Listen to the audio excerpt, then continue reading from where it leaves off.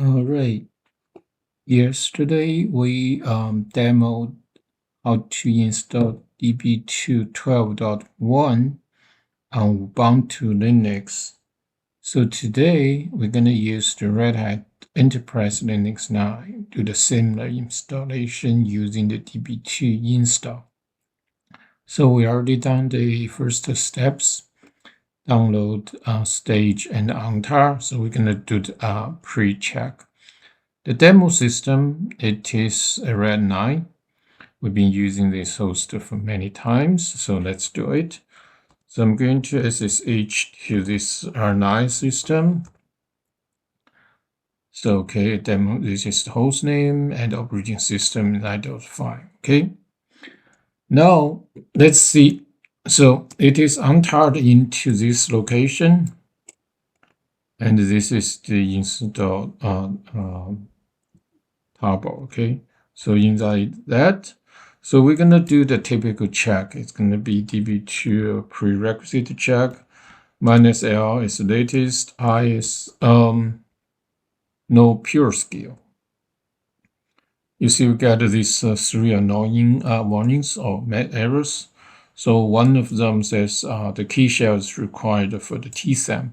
We know the tsam is already gone, so however, I think IBM haven't fixed this bug. Okay, this is the 232, and according to the IBM, this can be ignored. But we just installed typically the three packages and to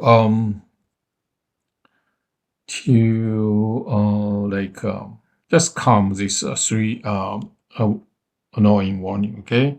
So we're going to install PAM, i686, K-shell, and the lib standard C++, okay? So the total 5 packages. And so after install, we're going to do the check again, okay? All right, so it should satisfy the requirement. Yeah, so it's satisfied the requirement. And now we're going to do the install. Okay, so we're going to do the db2 install. So we said we're not going to install the Pacemaker, all right? And this time, let's just use the so I'm going to put some in the command line instead of from the interactive. Okay, so no pacemaker accept license. The P, it is the product. We're gonna install server. What else? The location. So location, we're gonna use IBM Db2. It's going to be version 12. This is default location. Okay, so once we hit return the install, we're gonna start it. It take like 10 minutes to finish. So like if we typically if we install using the script or automatically, we so probably don't want indirectly input those parameters. Okay, and so I'm gonna pause this video for like a few minutes and come back. All right, it's completed. The execution was successful. We can do some quick check. db2ls, we can see it. It's installed here. This is the version, and we can also do a db2 greg dump. Typically, this command will show what is installed. Okay. All right, so the install is complete, and we can do some tests like last time. So we quickly set up the instance. So let's do a quick. So what I'm going to do is I'm going to create a user. So we use the standard user. The user add db2 inst1. So this is the user we're going to use to hold the db2. It's already exists. So that's fine. So it's already exists. So now we're going to create the instance. Okay. similar like last time. So the create instance, we can use this db2 create, then minus use hence user, p is the port number, and s it is the what kind of type, standalone or DPF or some other things. But we typically always like standalone. It's a single instance with multiple data bytes. So I'm going to copy this line and paste here. So let's create the instance. So create an instance is basically in the DB2 world, just create some symbolic link and pointing to the not symbolic link initiation of this. They create a SQL lib in the instance owner's home, and some of them is pointing to the software install location. Okay. So, and after that, we can start it up the instance and create a database, so on and so forth. Okay. So db2 start to start the instance. We can also see some like db2 level, db2 license manager to see what this is. Just basically the db2 command we're going to run. All right, so it's going to take 1 minute to finish. So let me just pause the video again. All right, the instance creations complete successful. Let's switch to that user, do some, so we're going to switch to the db2 instance owner and do a db2 start, okay? And once the db2 starts, we can create the database and then make a connection. So let's see db2 level. We will see version 12.1 and db2 lic license manager. You can say it is community edition, and the maximum memory is 8, max core is 4. Okay. But still, it is still very generous of IBM to provide the full function, the DB2 Community Edition for just for learning purpose. Okay. So let's continue. I already have the DB2 start. Let's remove this. Now we're gonna do a create. So we're gonna use the DB2 sample to create this sample database. I'm going to use V8 just create a less small set of table. Okay, create a database called Uncle Sam. Okay. So this DB2 sample, it is IBM provided, can be used to create a sample database with different name. You can create like a very simple one, just like 10 tables. You can create the more modernized, like with XML, that is probably like 40 tables, something like that. But this is just create a quick table, quick database to connect and do some select, okay? All right, the database created. Let's just do a db2 list db directory. So we're going to see the database listed. So now we can connect the database, connect to the database name. So, okay, so, and then we can do a db2 list tables. For this user, you can see those. So let's do a select. Start from, let's see, from employee, you can see, just see some queries. Okay, so this like, all right. So that's for the main part of this demo. So we so now let me do some cleanup. db2 drop db, not employee. It is what is the database called? Uncle Sam. Okay, so I'm going to drop this database. All right, so list tables, queries, so everything, yeah. So it's done. So in this demo, I'm going to do some extra. So because I would like to also show install using the Db2 setup. Because typically, I think the Db2 setup, it is recommended way by IBM, and it can be used either use GUI or use response file. But in the corporate environment, most likely we're going to use response file. Okay, so I'm going to do a demo quick using the response file.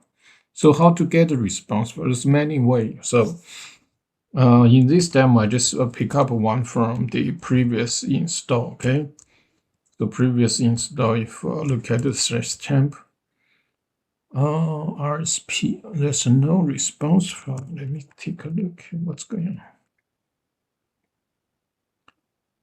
Oh, well, you typically leave a response file here.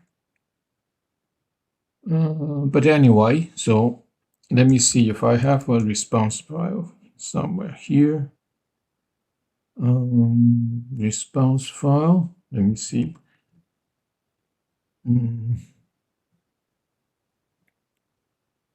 Maybe I save it in the root directory. Let me go to the root directory, okay? As you do root. Let me find. Yeah, I do have like this one. Okay, so this is a response file. It's very simple. You can see. Okay, so basically, what component is going to be installed and what language. Okay, so I'm gonna copy this one. Let me exit. Well, I can leave it there. That's fine. So before I demo use the Db2 setup, right? So I'm going to first remove this Db2. I already dropped a database. Now I'm going to stop the instance and do a quick cleanup. Okay. So after install the database, let me exit from the user. So we can do remove now. Okay. So the command is job. So let's find iJob. So we're going to drop this instance before we remove. Okay. So it should work this way. So I'm going to drop the instance, and after that, remove this the db2. Okay. Once the db2 finish, install. Once the instance dropped, and then I'm going to use the db2 setup to do. So the db2 setup simple. It's basically db2 setup minus r, then RSP file. So with RSP file, you can also like create an instance. But in this demo, we just do a simple install software, not create an instance. We definitely can put everything into that response file to do. But for this, I just show in the real world, the response file. It is probably more useful for the enterprise environment. Okay, because we really don't want to do any like interactive way, and also we can choose whatever component we need. We don't need to install everything. We just need the installed component we need. Okay. So let me deinstall the software before I do that. Let's do a db2ls. It's still there. So we're gonna deinstall. So deinstall is everything's we can get from the IBM. So I just use one of the method to deinstall the Db2. It is in the Db2 software installation location. We're gonna run this Db2 deinstall -a, this option to deinstall it. It's pretty quick. It's basically remove that directory and do some cleanup. Okay. Now if we do else, there's nothing there, right? So okay, so everything is cleaned. So we're gonna use this use the db2 setup -r response file. As I said, I have a response file in my home directory. It is called db2 something server ISP. Okay, so this is the install file. So I'm going to do a db2 setup -r. So the response I'm going to use is this one. Okay.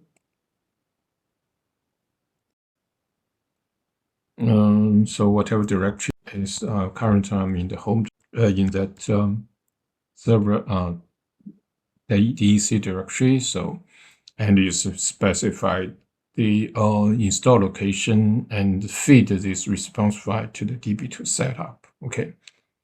The db setup also can use in the GUI. You like use X window or just on the server side, you have the desktop environment for Linux. You can use this one as well. But this one probably is better to use.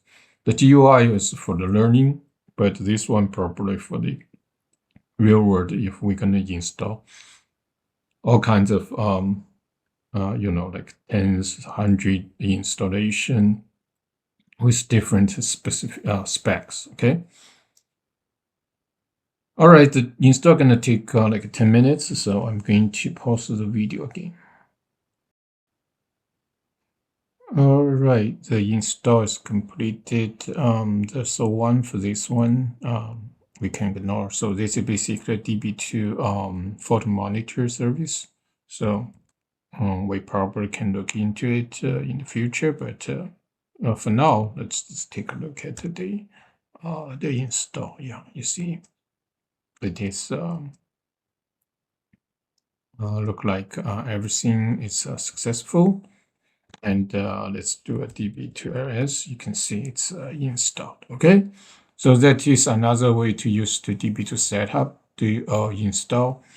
And also in the setup, you can specify you want to install Pacemaker or not. And also there's another way to install Pacemaker independently. So I just do a quick demo to do the. So I'm going to go to the Linux directory, and here there's the PCMK directory, so cd to there. So let's do a pre-check, because in the past, due to the db2 install bug, and sometimes although that says pre-check is finished, but the pre-check is fine, but still encounter issues. So we're gonna do a install. Okay. So install is going to be -i to do the install. Okay. So that is another way to install. So we can install db2 software and the db2 pacemaker servers independently. If we don't use header with the pacemaker manage the headers, so we don't have to install pacemaker. But in general, and depends on the system you're gonna build. Okay. All right, the pacemaker also successful. So let's give it a look. RPM -QA, and let's do a grab piece pacemaker, so we can see it's a pacemaker is installed. Okay. On PCMK. So there's some packages installed in the the RPM packages. So basically, like a core sync, there's quite a few packages, and Pacemaker and. All right, so that's for this today's install db2 on Red Hat. Okay.